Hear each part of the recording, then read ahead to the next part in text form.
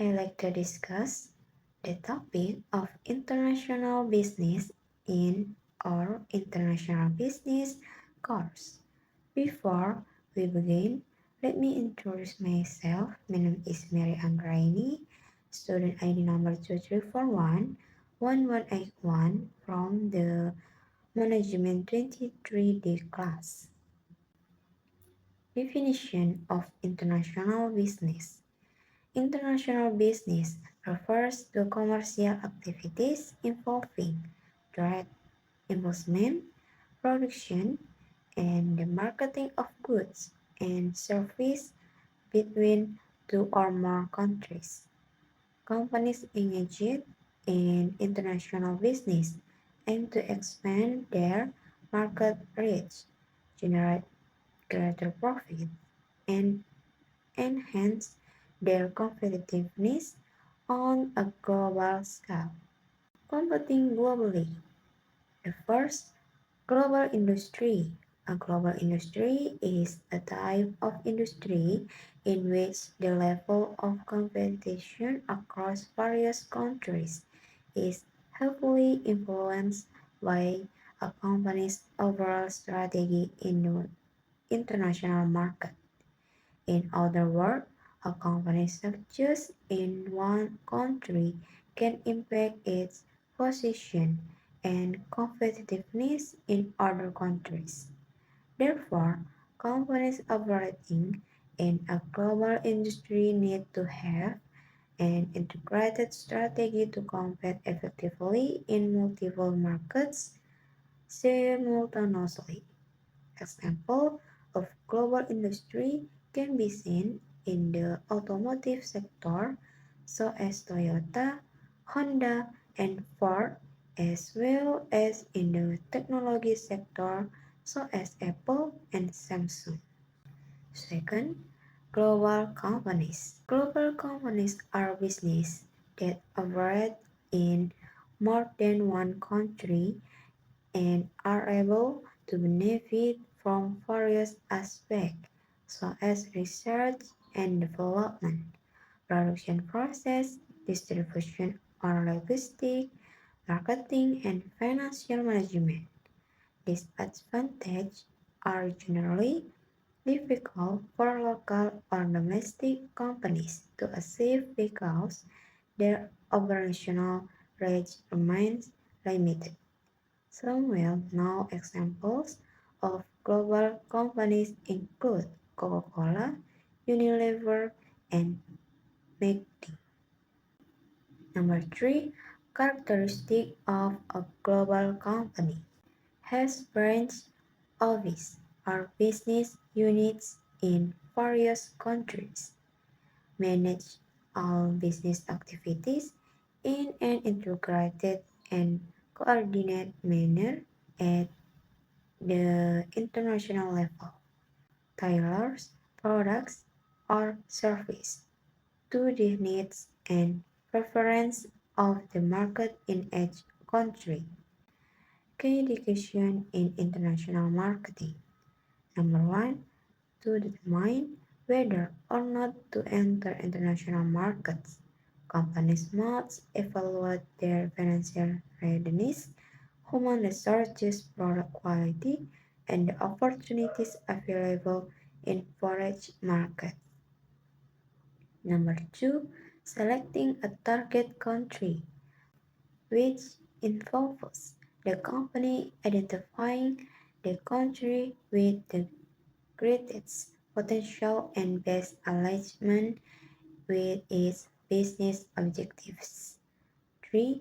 The way to enter international markets is by determining a market entry strategy, so as exporting, licensing, franchising, joint ventures, and direct investment. Number 4. Developing a marketing plan involves four key elements: setting appropriate price, selecting effective promotional strategies, establishing distribution channels to ensure products are easily accessible, and developing products to meet market needs.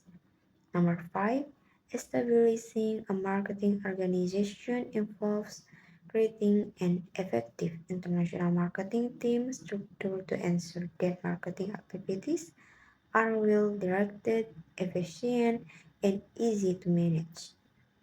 Entering overseas market. The first driving factor.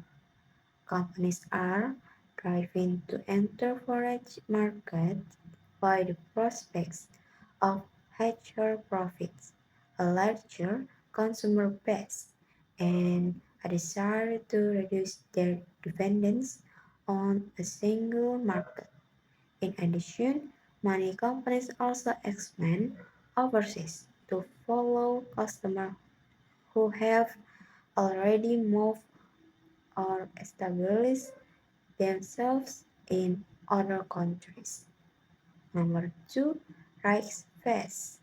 The rights phase include a lack of understanding of consumer needs in foreign markets, cultural differences, unfamiliarity with regulation in the destination country, and a shortage of human resources with adequate skills and competencies. Decision which market to enter. When determining which market to enter, a company must decide whether to focus on a single country or enter multiple countries simultaneously. Additionally, the company must understand free trade zones such as the European Union, NAFTA, Mercosur, and APEC, which can facilitate international trade access. Before entering a specific market, the company must assess the market's potential based on population size, income levels, political condition, competition, and applicable regulation. The United States is one of the most strategic markets due to its large population, vast territory, political stability, and the dominant role of the US dollar in global transactions.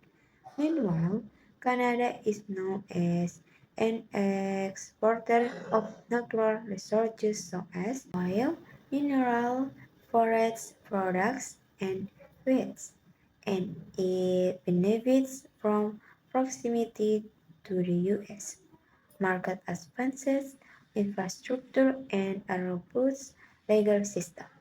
However, companies must also be mindful of cultural differences and the requirement for bilingual labeling on products in Canada.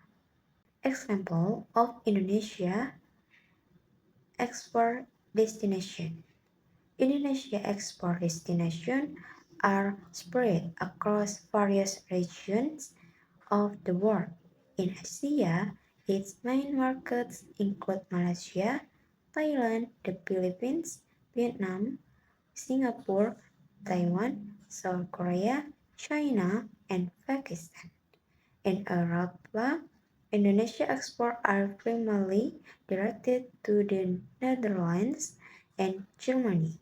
Meanwhile, in the Middle East, the destination includes Saudi Arabia, Jordan, and the United Arab Emirates.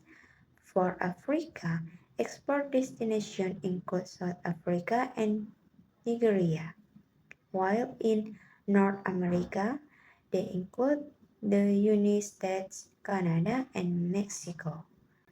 Conclusion: international business offers companies extensive opportunities to expand their operations into global markets. However, to achieve success, companies must develop the right marketing strategies, identify promising markets, understand local culture, and be prepared to face various risks in international competition. Okay, That's all the material we're covering. Thank you for watching this video. See you in the next video.